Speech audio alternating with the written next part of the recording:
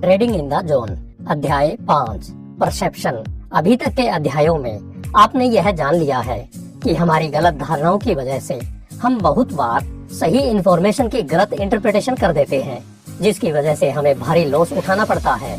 इसके बारे में हम दिन प्रतिदिन सुनते रहते हैं कि इस मामले में फला व्यक्ति का दृष्टिकोण कैसा है। कोई व्यक्ति किसी घटना, समूह, व्यक्ति, वस्तु व इंफॉर्मेशन के प्रति कैसा नजरिया रखता है, यह उसकी सोच को प्रकट करता है। व्यक्ति या व्यक्तियों का नजरिया ही किसी भी बदलाव के लिए साफ तौर पर जिम्मेदार होता है। यदि किसी व्यक्ति का किसी खास काम के प्रति अगर पॉजिटिव व्यू है तो वह उस काम में अपना बेहतरीन योगदान देगा। वहीं अगर उसका एटीट्यूड नेगेटिव है तो वह उसमें बोरियत फील करेगा और आखिर में उसे छोड़ भी देगा। किसी के फोकस को एक दिशा में मोड़ने के लिए यह मनोवृत्ति यानी एटीट्यूड ही जिम्मेदार है। इसी वजह से एक व्यक्ति अन्य दिशाओं को छोड़कर एक खास दिशा में अपनी पूरी शक्ति लगा देता है। एक कहावत के अनुसार किसी विशेष वस्तु के प्रति जिस झुकाव या नकारात्मकता को अभिव्यक्त किया जाता है वह असल में एक मनोवैज्ञानिक झुकाव होता है। इसी साइकोलॉजिकल इफेक्ट की वजह से हमारे द्वारा जीवन में लिए जाने वाले लगभग सभी निर्णय हमारी पसंद और नापसंद पर निर्भर करते हैं। एटीट्यूड को हम विषय वस्तु के हिसाब से अलग अलग नामों से प्रेजेंट करते हैं। जैसे जब हम अपने बारे में अपने एटीट्यूड की बात करते हैं तो उसे सेल्फ एस्टीम यानी आत्म सम्मान कहते हैं। किसी ग्रुप के प्रति हमारे नेगेटिव एटीट्यूड को पूर्वाग्रह कहा जाता है। इस बुक के माध्यम से डगलस भी यही सिखाते हैं कि मार्केट इन्फॉर्मेशन से इमोशनल पेन के खतरे को कैसे दूर किया जाए। हालांकि मार्केट इस तरह की कोई भी इंफॉर्मेशन प्रोड्यूस नहीं करती है जिसमें आपको खुश करने या फिर दुखी करने के गुण हो।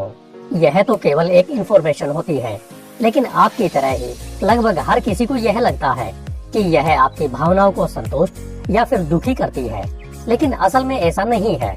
यह तो बस आपके मेंटल स्ट्रक्चर पर निर्भर करता है कि आप इस इंफॉर्मेशन को कैसे इंटरप्रेट करते हैं, उसे कैसे फील करते हैं, जिससे आप फ्लो में सहजता से जाएंगे ताकि आप उस फ्लो में उपलब्ध अपॉर्चुनिटी को हासिल कर सकते हैं।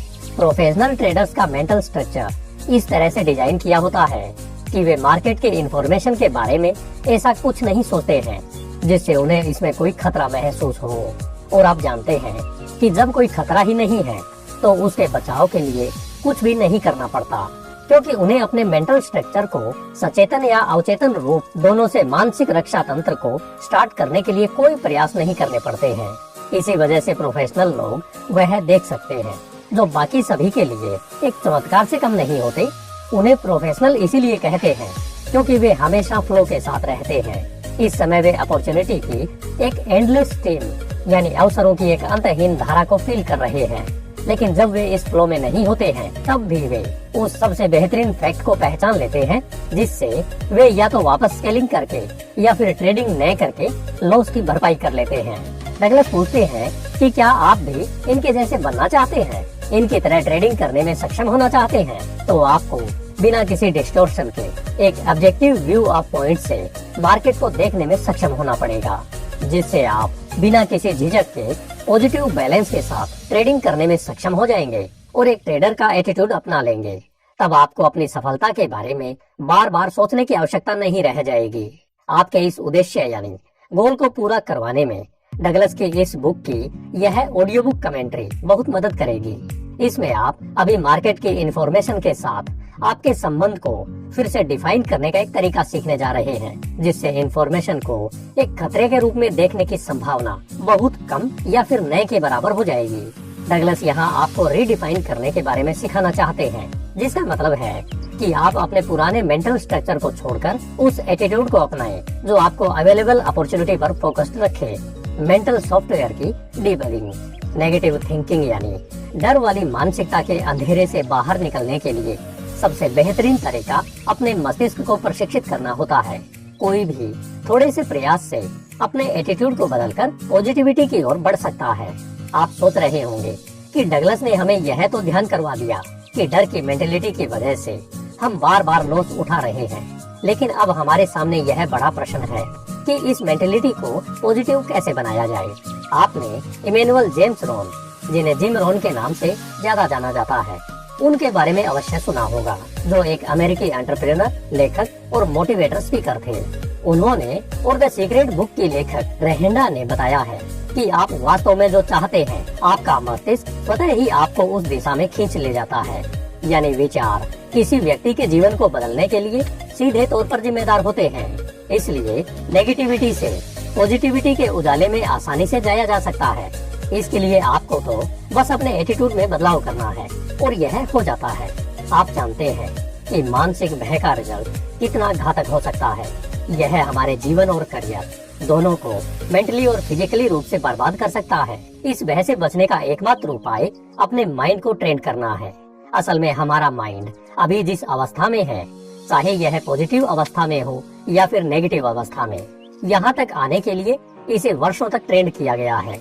इसकी प्रेजेंट सिचुएशन उसी ट्रेनिंग का रिजल्ट है। आपने इसे जिस तरह से पहले ट्रेन किया था, अब उसी तरह से नई दिशा में इसे ट्रेन करना होगा। अपने मेंटल स्ट्रक्चर को रीडिजाइन करना होगा। यह प्रोसेस तब बहुत आसान हो जाती है जब आपने अपने एटीट्यूड को बदलने का दृढ़ संकल्प ले लिया है। और अगर यह मन में आपने पक्का ठान लिया है, तो आप बिना किसी ज्यादा प्रयास के इसे आसानी से बदल देंगे। मैं यहाँ पर श्रीमद् भागवत गीता के अध्याय 2 के श्लोक नंबर 61 के भावार्थ के बारे में बताऊंगा, क्योंकि डगलस इस चैप्टर में हमें यही सिखाने जा रहे हैं। इस श्लोक का शब्दार्थ है, श्रद्धा रखने वाले अपने इंद्रियों पर संयम और ज्ञान प्राप्त कर लेते हैं। वहीं ज्ञान मिल जाने पर जल्द ही परम शांति को प्राप्त होते हैं।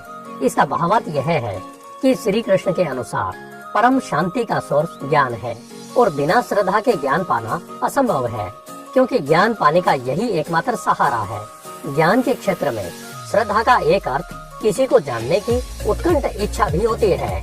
और यह तो आप जानते ही हैं कि अगर किसी को जानने की इच्छा हमारे अंदर न हो तो हम किसी को भी नहीं जान सकते। जब हम किसी को जान लेते हैं तभी हम उसे मान लेते हैं। जब हम मान लेते हैं तब हमारी उसके प्रति श्रद्धा पूर्णता पा लेती है। जिसमें जानने और मानने की अगाध इच्छा होती है उसी को श्रद्धालु कहा जाता है, और वही ज्ञानी भी है। जब हम जान लेते हैं और मान लेते हैं, यानी ज्ञान प्राप्त कर लेते हैं, तब हमारा मेंटल इम्बैलेंस यानी मानसिक हलचल समाप्त हो जाती है। हमारी इंद्रियां हमारे भीतर व्यवस्थित और स्थिर हो जाती है। तब हम अपने पैशन को फील करने लगते हैं। तब हमारा मेंटल स्ट्रक्चर बैलेंस्ड हो जाता है। हमें परम शांति का अनुभव होता है। हमारा मेंटल सॉफ्टवेयर डीबग हो जाता है। हम चाहते हैं कि हमारा मेंटल सॉफ्टवेयर बग फ्री हो जाए और ठीक हो जाए। हम अपनी मेंटल पावर को समझकर इसका यूज अपने पर्सपेक्टिव को बदलने के लिए प्रभावी तौर पर कर सकते हैं। जो मार्केट इंफॉर्मेशन के बारे में हमारी गाइड में अनवांटेड, नेगेटिव, इमोशनल और उल जलूल रिएक्शन क्रिएट कर रहा है। डगलस इस बारे में कहते हैं कि आप इस बात से चकित रह जाएंगे कि कैसे कुछ सिंपल चेंज करके आप अपने ट्रेडिंग रिजल्ट्स में भारी अंतर ला सकते हैं। क्योंकि ट्रेडिंग की प्रोसेस एक अपॉर्चुनिटी को समझने से शुरू होती है और बिना किसी अपॉर्चुनिटी परसेप्शन के हमारे पास ट्रेडिंग करने का कोई कारण नहीं है। डगलस अब आगे बढ़ने के लिए यह कह रहे हैं कि यहाँ यह उचित होगा कि हम अब इस परसेप्शन के प्रोसेस को तोड़कर अपनी मेंटल एनर्जी को परखना शुरू करें। परसेप्शन के डायनामिक्स यानी धारणा की गतिशीलता। एक प्रश्न मन में आता है कि जैसा हम सोचते हैं वैसा हम क्यों सोचते हैं, जबकि हमारे मन में रोजाना लगभग 60,000 से भी अधिक विचार आते हैं, जो एक वैज्ञानिक फैक्ट है, जिसमें से हमें कुछ चुनिंदा ही याद रहते हैं। आखिर वे कौन से फैक्ट हैं जो यह निर्धारित करते हैं कि हम किसी इंफॉर्मेशन को कैसे देखते हैं, उसके संबंध में हम क्या अनुभव करते हैं। किसी भी क्षण हम जो फील करते हैं उससे हमारी परसेप्शन यानी धारणा कैसे जुड़ी हुई है। हमारी परसेप्शन के डायनामिक्स को समझने का शायद सबसे आसान तरीका यह है कि हर उस चीज के बारे में सोचना जो गुणों, विशेषताओं और लक्षणों के बारे में उस जानकारी को उत्पन्न करती है जो उन्हें विशिष्ट बनाती है जो वे हैं। यह इंफॉर्मेशन हमारी 5 फिजिकल सेंस यानी भौतिक इंद्रियों में से किसी एक पर फोर्स के रूप में कार्य करने की क्षमता रखती है। हमारा सामना जब इस इंफॉर्मेशन यानी एक्सटर्नल फोर्स से होता है तब यह हमारे माइंड में एक छाप छोड़ देती है, जिसे हम एनर्जी स्ट्रक्चर कहते हैं। यही यादें, भेद और विश्वास जिन्हें हम अपने पूरे जीवन में कलेक्ट करते रहते हैं, वे हमारे मेंटल एनवायरनमेंट में एक स्ट्रक्चर्ड एनर्जी के रूप में हमेशा मौजूद रहते हैं। यह स्ट्रक्चर्ड एनर्जी एक एब्स्ट्रैक्ट कॉन्सेप्ट है। एब्स्ट्रैक्ट कॉन्सेप्ट यानी अमूर्त अवधारणा, जिसका मतलब है कि इसका कोई भौतिक रूप नहीं होता।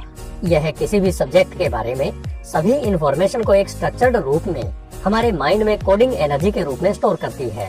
जब हम इससे संबंधित सब्जेक्ट्स को देखते हैं या फील करते हैं, तब हमारा माइंड इसकी सभी कोडिंग इंफॉर्मेशन को डिकोड करके हमारे सामने प्रकट कर देता है। अमूर्त अवधारणाओं के भावनाएं, रूपक और अमूर्त क्रियाएं जैसे सोच आदि बेहतर उदाहरण हैं। अब आप अपने आप से पूछ रहे होंगे कि एनर्जी कैसे आकार ले सकती है या रूप ले सकती है। यहाँ डगलस कहते हैं कि इसका उत्तर देने से पहले वे एक और अधिक मौलिक यानी फंडामेंटल प्रश्न का उत्तर देना चाहते हैं। वह प्रश्न यह है कि हम कैसे जानते हैं कि हमारी स्मृतियाँ, भेद और विश्वास सबसे पहले पावर के रूप में एग्जिस्ट करते हैं। इस बारे में वे कहते हैं कि उन्हें नहीं पता कि यह वैज्ञानिक रूप से सिद्ध है या नहीं, लेकिन मेंटल फैक्ट किसी न किसी रूप में मौजूद होते हैं। हम यह तो जानते हैं कि परमाणुओं और अणुओं से बनी कोई भी चीज जगह घेरती है, और जो चीज जगह घेरती है उसे देखा भी जा सकता है। लेकिन क्या यादों, धारणाओं और भावनाओं को देखा जा सकता है? वैज्ञानिक कम्युनिटी ने माइंड के हर जीवित और मृत ऊतकों में इन्हें खोज लिया है, लेकिन अभी तक किसी ने भी इन्हें इनके नेचुरल रूप में नहीं देखा है। अगर हमारी फीलिंग्स भौतिक पदार्थ के रूप में मौजूद नहीं है, तो फिर इसका एग्जिस्टेंस यानी अस्तित्व एनर्जी के किसी रूप के अलावा किसी और रूप में नहीं हो सकता है। यदि ऐसा है, तो क्या यह एनर्जी का कोई आकार हो सकता है? हमारी ध्वनि तरंगे, फोन कॉल आदि माइक्रोवेव पावर के रूप में काम करती है। लेजर लाइट भी एनर्जी का ही एक रूप है। ये और इनके जैसे सभी उदाहरण यह दर्शाते हैं कि एनर्जी कैसे आकार, रूप और स्ट्रक्चर बदल सकती है। मेरे मन में एक प्रश्न और आ रहा है कि वैसे सपने क्या होते हैं? डगलस कहते हैं कि वे आपसे यह नहीं पूछ रहे हैं कि सपनों का क्या मतलब होता है। वे सपनों के बारे में आगे कहते हैं कि मान लीजिए आपके सपने आपकी खोपड़ी की सीमा के भीतर होते हैं और वे परमाणुओं और अणुओं से भी नहीं बने हुए हो सकते, क्योंकि अगर ऐसा होता तो हमारे सपनों में मौजूद होने वाली सभी चीजों के लिए हमारी खोपड़ी में पर्याप्त जगह नहीं होती। सपने हमारे अनुभवों की केवल यादें होते हैं जो हम जागते समय अपनी पांचों इंद्रियों से महसूस करते हैं, और यह तभी संभव है जब सपने एब्स्ट्रैक्ट एनर्जी के रूप में हो, क्योंकि एनर्जी किसी भी आकार या आयाम को धारण कर सकती है। इसके लिए वे कोई स्थान नहीं घेरती है। इसका मतलब है कि एक्सटर्नल एनवायरनमेंट की हमारी यादें और विश्वास और हमारे काम करने के जो तरीके हमने सीखे हैं, वो हमारे मेंटल एनवायरनमेंट में एनर्जी के रूप में मौजूद है। जैसा कि आपने जाना है कि एनर्जी कोई जगह नहीं घेरती है, तब यह कहा जा सकता है कि हमारे पास सीखने की अनलिमिटेड पावर मौजूद है। हमें सीखने के प्रति रिजर्व रहने की कोई आवश्यकता नहीं है, क्योंकि हमारे पास एनर्जी की स्टोरेज पावर अनंत है। अगर आप इस बात पर गौर करेंगे तो यह बेहतरीन तरीके से समझ सकते हैं कि आज मानव अपनी सीखने की कैपेसिटी में निरंतर सुधार कर रहा है। इसे आप अपने आसपास हर समय महसूस कर सकते हैं, जिसे आमतौर पर एज गैप के नाम से भी जाना जाता है। इसे परखने के लिए आप अपने से कम उम्र के बच्चों से इलेक्ट्रॉनिक गैजेट के बारे में इंफॉर्मेशन कैच करने की पावर का एनालिसिस कर सकते हैं। तब आपको यह पता चल जाएगा कि एज गैप बुरा नहीं है, बल्कि अपनी एनर्जी को ज्यादा यूज करने का बेहतरीन वर्जन है। खैर, जैसा डगलस कहते हैं कि अगर हम मोटे तौर पर मानव के विकास की बात करें, तो जो हम अभी जानते हैं और जो कर सकते हैं, उसे देखकर आज से 100 साल पहले के किसी भी व्यक्ति के दिमाग को चकरा देगा। वह बस यही कहेगा कि आप अद्भुत हैं, आपकी शक्तियाँ अनंत हैं और आप कुछ भी कर सकते हैं। परसेप्शन और लर्निंग, सीखने से संबंधित सभी प्रयोगों से यह स्पष्ट है कि हम बार बार प्रयास करके एवं गलतियों में सुधार करके अपने गोल्स को अचीव करते हैं। हमारे सीखने का मोटिव निश्चित, स्पष्ट और जीवनोपयोगी होना चाहिए। जब सीखने वाला इसे समझ लेता है, तब वह फोकस्ड होकर सीखना शुरू कर देता है, क्योंकि हर किसी की यही प्रवृत्ति होती है कि वह उसी काम को जल्दी करता है जो उसे सुख देता है या सुख देने वाला होता है। डगलस इस बारे में हमें सावधान कर रहे हैं कि हमें हमारी अनलिमिटेड एनर्जी स्टोरेज कैपेसिटी और लर्निंग कैपेसिटी को एक जैसा समझने की गलती नहीं करनी चाहिए। आज मार्केट में सीखने के लिए जो अथाह ज्ञान का भंडार उपलब्ध है, उसमें से मुझे क्या सीखना चाहिए, इस बारे में हमें जागरूक रहना होगा, क्योंकि यह हमारी स्टोरेज कैपेसिटी का काम नहीं है। अगर हमारी स्टोरेज कैपेसिटी यह तय करती, तो फिर आज हम सब कुछ सीख चुके होते, हमें हर तरह की समझ होती। लेकिन अनलिमिटेड कैपेसिटी होने के बावजूद ऐसा नहीं हुआ। वह कौन सा कारण है जिसने हमें पीछे रोक के रखा हुआ है? आखिर हमें वह क्यों समझना है कि हमारे मेंटल कंपोनेंट्स यानी यादें और विश्वास एनर्जी के रूप में कैसे मौजूद हैं? और एनर्जी के बारे में यह सच है की एनर्जी में अपने आप को व्यक्त करने का पोटेंशियल मौजूद है। ठीक यही तो हमारी यादें और विश्वास एक्ट करते हैं। वे अपने आप को अंदर से हमारे इंद्रियों पर एक फोर्स के रूप में व्यक्त करते हैं और इस प्रोसेस में हमारी कोड के रूप में स्टोर इंफॉर्मेशन डिकोड होकर प्रेजेंट सिचुएशन से तालमेल करने की कोशिश करती है।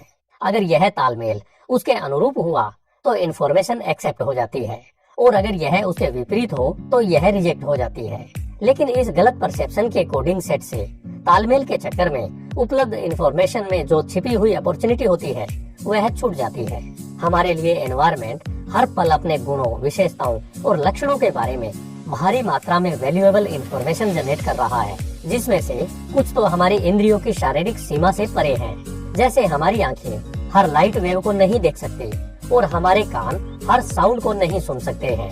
लेकिन क्या बाकी बची सभी इंफॉर्मेशन को हम महसूस करते हैं? बिल्कुल नहीं। हमारे अंदर की एनर्जी स्पष्ट रूप से उसी सेंसरी मैकेनिज्म से काम करके इस इंफॉर्मेशन को लिमिटेड या ब्लॉक कर देती है, जैसे एक्सटर्नल एनवायरनमेंट काम करता है। उदाहरण के लिए बहुत सी ऐसी इंफॉर्मेशन उपलब्ध है जिसे हम केवल इसलिए नहीं समझते क्योंकि हमने अभी तक उनके बारे में सीखा नहीं है। इस बारे में यहाँ डगलस एक इजी इलस्ट्रेशन करके बताते हैं कि जब आपने पहली बार किसी प्राइस चार्ट को देखा था उस समय आपके विचार कैसे थे, उस पर विचार करें। तब आपने इसमें क्या देखा और क्या समझा। जब आपको इसका कोई एक्सपीरियंस नहीं था तब आपने भी दूसरे किसी भी नए ट्रेडर की तरह एक बंच ऑफ लाइंस यानी कुछ लाइंस के गुच्छे के अलावा कुछ नहीं देखा था और आपके लिए इस समय इसका कोई मतलब नहीं था। धीरे धीरे आपने उस चार्ट की इंफॉर्मेशन के बारे में सीख लिया, जैसे कि trends, trend lines, consolidation, support and resistance, retracement और वॉल्यूम के बीच सिग्निफिकेंट रिलेशनशिप, ओपन इंटरेस्ट व प्राइस एक्शन आदि। अब आपने यह सीखना शुरू कर दिया कि मार्केट के बिहेवियर में इनमें से प्रत्येक डिस्टिंक्शन यानी भेद किसी पर्सनल नीड, गोल या डिजायर को पूरा करने की अपॉर्चुनिटी को रिप्रेजेंट करता है। हर डिस्टिंक्शन का अब आपके लिए एक अर्थ है जिसके साथ कुछ रेलिवेंट मात्रा में इम्पोर्टेंस जुड़ी हुई है। डगलस अब चाहते हैं कि अब आप अपने उस प्राइस चार्ट पर दोबारा जाएं और देखें क्या अब और सबसे पहले देखने में कोई अंतर है। बिल्कुल होगा। उस समय की वे बंच ऑफ लाइंस में आप उन सभी डिस्टिंक्शन को देखेंगे और साथ ही उन सभी अपॉर्चुनिटीज को भी देख पाएंगे जो वे डिस्टिंक्शन आपको दिखाना चाहते हैं। इस चार्ट में पहली बार में देखने के समय जो कुछ आपकी आंखों से ओझल था अब वह स्पष्ट होने लगा है, लेकिन वह इंफॉर्मेशन उस प्राइस चार्ट में उस समय भी मौजूद थी और अब भी मौजूद है। अब आप यह स्पष्ट तौर पर पहचान सकते हैं कि यह फर्क कहाँ पर पड़ा है। इस समय आपके अंदर जो ज्ञान अनस्ट्रक्चर्ड एनर्जी के रूप में स्टोर है उसने आपकी आंखों पर एक फोर्स के रूप में कार्य किया, जिससे आप उन वेरियस डिस्टिंक्शन को पहचान सकते हैं जिनके बारे में आपने सीखा है। पहली बार चार्ट को देखते समय वह एनर्जी वहाँ पर मौजूद नहीं थी, इसलिए वे अपॉर्चुनिटी आपको उस समय नहीं दिखी जो आपके लिए उस दौरान मौजूद थी। इसके अलावा जब तक आपने चार्ट में मौजूद वेरिएबल्स के बीच संबंध के आधार पर डिस्टिंक्शन करना नहीं सीखा यानी भेद करना नहीं सीखा, तब तक वे आपकी आंखों से ओझल रहेंगे। हम हर समय जिस इंफॉर्मेशन के कांटेक्ट में रहते हैं उसमें निहित अदृश्य अपॉर्चुनिटी के बारे में कभी भी सीखने का प्रयास नहीं करते हैं। इसी वजह से वे हमसे ओझल रहती है। हम जिस चीज को महसूस कर सकते हैं उसे सीख सकते हैं, लेकिन एक बंद लूप है जिसकी वजह से हम सीखने से ब्लॉक हुए रहते हैं। इसके लिए हमारा परसेप्चुअल क्लोज लूप जिम्मेदार है। यह हम सभी में मौजूद होता है क्योंकि ये परसेप्चुअल क्लोज लूप हमारी मेंटल एनर्जी के रूप में हमारी इंद्रियों पर खुद को व्यक्त करने में नेचुरली कैपेबल होता है। यहाँ डगलस एक प्रचलित कहावत के बारे में कहते हैं, लोग वही देखते हैं जो वे देखना चाहते हैं, इसके बजाय लोग वही देखते हैं जो उन्होंने देखना सीखा है। उन्होंने अभी तक जो नहीं सीखा है वह उनकी आंखों से ओझल है। किसी भी ट्रेडर के मन में लॉस का भय दो वजहों से हो सकता है। पहला, अधिकांश लोग किसी न किसी तरह के अपने स्वयं के प्रत्यक्ष अनुभव से या किसी ऐसे व्यक्ति के अनुभव के माध्यम से इस भय से संबंधित हो सकते हैं जिसे वे जानते हैं। दूसरा, जैसा कि हम एनर्जी के एटीट्यूड से इस अनुभव को इंटरनल डायनामिक्स का एनालिसिस करते हैं, जिसके बारे में हम जानने जा रहे हैं कि नंबर 1 हमारी थिंकिंग प्रोसेस डिजाइन के बारे में, नंबर 2 प्रोसेस की जानकारी, नंबर 3 इनके बारे में हमारे एक्सपीरियंस और नंबर 4 न्यू अपॉर्चुनिटी को रिकॉग्नाइज का हमारा पोटेंशियल। हमारे पास मूल रूप से दो प्रकार की मेंटल एनर्जी होती है, पॉजिटिव और नेगेटिव एनर्जी। हमारी यह एनर्जी किस इमोशन से चार्ज होती है, हमें इसका सोर्स पहचानना है। जब आप अपनी मेंटल एनर्जी के चार्जिंग सोर्स को पहचान लेते हैं कि यह पॉजिटिव एनर्जी से चार्ज है या फिर नेगेटिव एनर्जी से, तब आप अगले कदम की ओर बढ़ जाते हैं। परसेप्शन और रिस्क। अभी तक की चर्चा से आप क्या सीखे? कहीं आपने यह तो नहीं सीख लिया है कि ट्रेडिंग से डरने की कोई आवश्यकता नहीं है? आइए इस बारे में डगलस से समझते हैं कि हमारे रिस्क के बारे में क्या परसेप्शन है। मान लीजिए एक ट्रेडर आज बुरी तरह से लॉस उठाकर घर आया है। अब कल ट्रेडिंग करने से पहले उसके डर या झिझक की डिग्री ज्यादा होगी या कम? इस बारे में एक टॉप ट्रेडर कहेगा कि आपका यह लॉस का डर तर्कहीन है, क्योंकि इस प्रेजेंट टाइम की अपॉर्चुनिटी और आपके पिछले ट्रेड का आपस में कोई कनेक्शन नहीं है, क्योंकि हर ट्रेड एक पॉसिबल रिजल्ट के साथ शुरू होती है। इसलिए आपके डर पूरी तरह से निराधार है। अब आप देख सकते हैं कि एक व्यक्ति के रिस्क परसेप्शन को दूसरे द्वारा तर्कहीन सोच के रूप में माना जा सकता है। हालांकि रिस्क रिलेटिव है, लेकिन जो व्यक्ति इसे मानता है वह तो बस डरता है और कुछ नहीं। यह उसके पुराने अनुभव या बिलीफ के आधार पर तब तय होता है जब वह अपने परसेप्शन को बदलने की कोई कोशिश नहीं करता है। इस स्थिति में वह अपने आप को उसी सिचुएशन में रिलेट करता रहता है जब उसे कभी लॉस हुआ था। Power of association.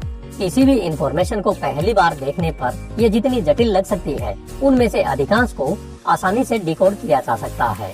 हमारे माइंड की एक इनबिल्ट डिजाइन विशेषता यह है कि हमारे इंटरनल एनवायरनमेंट में मौजूद किसी भी चीज से हमारे माइंड में मौजूद गुणवत्ता, विशेषताओं, गुणों या लक्षणों के आधार पर उससे जुड़ने का कारण बनती है। हमारे मन के साथ किसी भी समान गुणों वाली चीज से जुड़ने की यह स्वाभाविक प्रवृत्ति है। यह स्वाभाविक प्रवृत्ति एक अचेतन मानसिक कार्य है जो स्वचालित यानी ऑटोमेटिक रूप से होती रहती है। इसके बारे में हमें सोचना या निर्णय नहीं लेना पड़ता। जैसे हमारे दिल की धड़कन, जिस तरह हमें दिल को धड़कने के प्रोसेस के बारे में सोचने की जरूरत नहीं है, उसी प्रकार हमें अपने अनुभवों और उनके बारे में, अपनी भावनाओं को आपस में जोड़ने के बारे में सोचने की जरूरत नहीं है। वे अपने आप ही जुड़ जाती है। यह हमारे दिमाग की सूचनाओं को रिसोर्स करने के तरीके का एक स्वाभाविक कार्य है, जो दिल की धड़कन की तरह एक ऐसा कार्य है जिसका हमारे जीवन में अनुभव के तरीके सीखने पर गहरा प्रभाव पड़ता है। डगलस कहते हैं कि वे उस मानसिक तंत्र को नहीं जानते जो यह निर्धारित करता है कि दो या दो से अधिक सूचनाओं के सेट को जोड़ने के लिए हमारे दिमाग को इतनी कम समानता की आवश्यकता है। हालांकि सभी के दिमाग एक ही तरीके से काम करते हैं। हमारे दिमाग जब यह पहचान लेते हैं कि रिलेशन पॉजिटिव है, तब वह नेगेटिव रूप से चार्ज की गई एनर्जी को मुक्त कर देता है, जिससे ट्रेडर का पूरा शरीर पूर्वाभास या आतंक की एक बहुत ही असहज भावना से उबर जाता है। ट्रेडर जिस बेचैनी या इमोशनल दर्द का अनुभव करता है, वह उस आघात की डिग्री के बराबर होगा जो उसे अपने पहले लॉस के परिणाम स्वरूप हुआ था। ट्रेडर का शरीर अब पॉजिटिव एनर्जी से भर जाता है। अब वह ट्रेड के साथ एक इमोशनल संपर्क में है।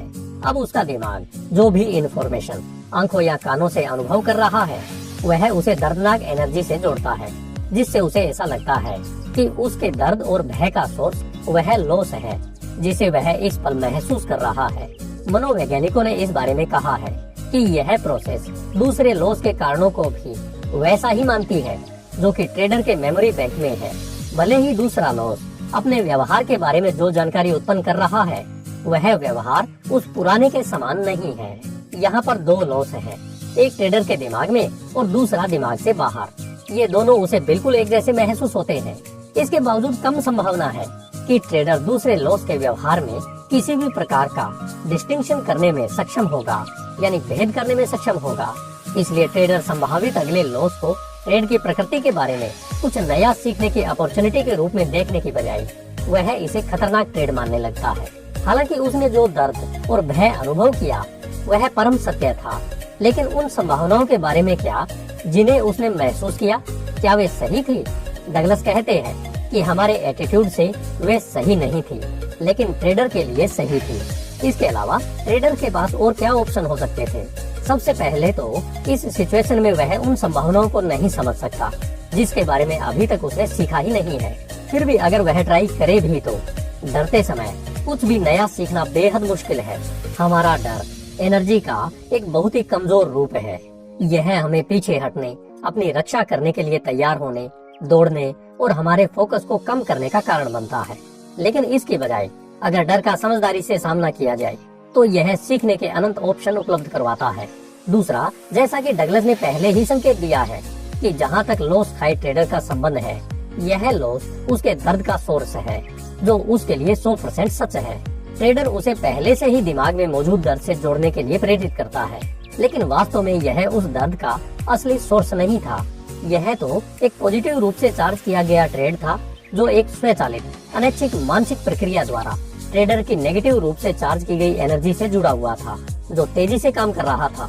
तो फिर सवाल यह उठता है कि यदि वह संभावित ट्रेड के बारे में जो सोच रहा है वह पूर्ण सत्य नहीं था, तो फिर वह डरता क्यों है? क्या ट्रेडर के लिए अपने खुद के अनुभवों से खुद के लिए डर उत्पन्न करना संभव है? डर और इमोशनल दर्द के बारे में जब वे मार्केट के साथ बातचीत करते हैं और पूरी तरह से आश्वस्त होते हैं कि उनका दर्द और डर परिस्थितियों से पूरी तरह से उचित था। एक ट्रेडर के रूप में उपलब्ध अवसरों को समझना आपकी जिम्मेदारी है, न कि दर्द के खतरे को समझना। अवसरों पर ध्यान केंद्रित रखने का तरीका जानने के लिए आपको खतरे के सोर्स को अनिश्चित शब्दों में जानने और समझने की आवश्यकता है। निश्चित रूप से यह सोर्स मार्केट तो नहीं है। मार्केट तो केवल न्यूट्रल रूप से एटीट्यूड से आगे बढ़ने की आपकी क्षमता के बारे में जानकारी उत्पन्न करता है। साथ ही वह अवसरों की एक अंतहीन धारा प्रदान करता है। जब भी आपको भय का अनुभव हो, तब अपने आप से यह प्रश्न पूछें, क्या मार्केट की यह इंफॉर्मेशन स्वाभाविक रूप से खतरनाक है, या आप केवल अपनी मनस्थिति के प्रभाव का अनुभव कर रहे हैं जो इस समय आप पर हावी हो रहा है? मैं आपसे इस बात पर सहमत हूँ कि आप किसी भी प्रॉफिटेबल ट्रेड को चूकना नहीं चाहते हैं, लेकिन साथ ही आप लॉस के चाबुक की मार भी नहीं खाना चाहते।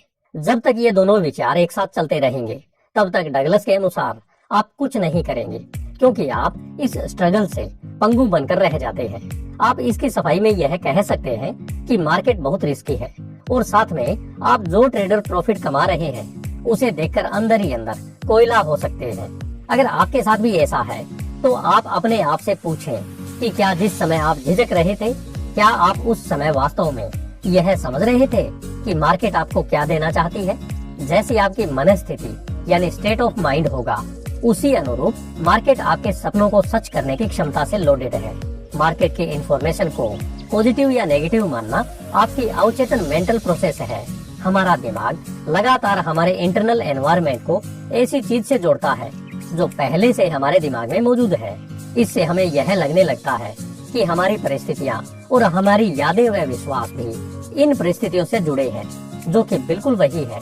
चैप्टर 1 में डगलस ने कहा था कि कई मेंटल पैटर्न जो ट्रेडर को हारने और गलतियां करने का कारण बनते हैं, वे इतने स्पष्ट और गहराई से निहित है कि हर ट्रेडर सोचता है कि यह हमारे साथ नहीं होने वाला। इन्हें समझना, सचेतन रूप से जागरूक होना और फिर सीखना कि मन की ऑटोमेटिक प्रवृत्ति को कैसे आपस में जोड़ा जाए, कैसे मानसिक स्थिति को विकसित बनाए रखना है जो दर्द के खतरे या अति आत्मविश्वास के कारण होने वाली समस्याओं के बिना मार्केट के अवसर प्रवाह के साथ बहाव में हो। इसके लिए आवश्यक होगा कि आप एसोसिएशन प्रोसेस पर सचेत नियंत्रण रखें। धन्यवाद। जब जेब में मनी हो ना, तो कुंडली में शनि होने से कोई फर्क नहीं पड़ता। ये मेरी एस्ट्रोलॉजी। हर्षद भाई ना राजमा, मार्केट मजामा। मार्केट में सबसे बड़ा जोखिम तो जोखिम ना लेने में।